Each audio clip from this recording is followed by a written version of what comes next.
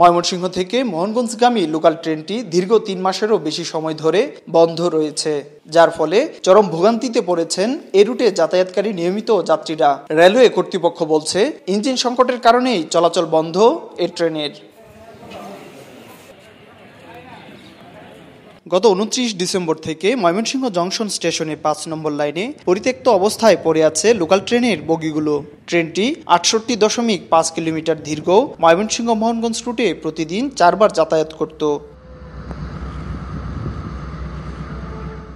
এই ট্রেনে প্রতিদিন যাতায়াত করতেন শিক্ষার্থী, চাকরিজীবী, ব্যবসায়ী সহ হাজারো সাধারণ মানুষ।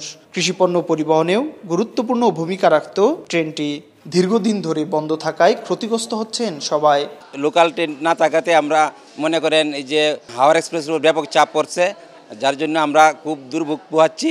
যারা আমরা সরকারি চাকরি করি, আমাদের এই ট্রেনের জন্য অনেক দুর্ভোগ পোহাইতেছি। আমরা এই ট্রেনটা দিয়ে সকালবেলায় ময়মনসিংহ থেকে যাইতে পারতাম এবং বিকালবেলায় আমরা এই ট্রেন দিয়ে আবার ঘুরে আসতে পারতাম। আমাদের যে মোহনগঞ্জ থেকে নেত্রকোনা থেকে ময়মনসিংহ যে রুট, ওই রুটটা কিন্তু চরম আকারে প্রতিদিন অ্যাক্সিডেন্ট হচ্ছে।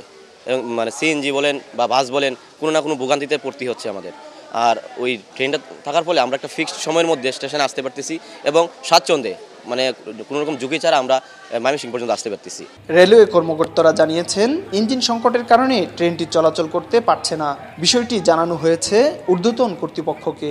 গত ২৯ ডিসেম্বর থেকে মোহনগঞ্জ লাইনে যে দুটি লোকাল ট্রেন চলতো, সকালে একটা, দুপুরে একটা, এখান থেকে যে ছেড়ে যেত, এই লোকাল ট্রেনগুলো বন্ধ আছে। আমি ঊর্ধ্বতন কর্তৃপক্ষ সবাই নলেজে দেওয়া আছে এবং ওনাদেরও জানাও আছে, সজাগ দৃষ্টি আছে। সকল বিভাগীয় কর্মকর্তা এই ব্যাপারে জানেন, কিন্তু না পাওয়ার কারণে ট্রেনগুলো আপাতত চলছে না। লোকাল ট্রেনটি বন্ধ থাকায় বিকল্প পথ ব্যবহার করতে হচ্ছে যাত্রীদের।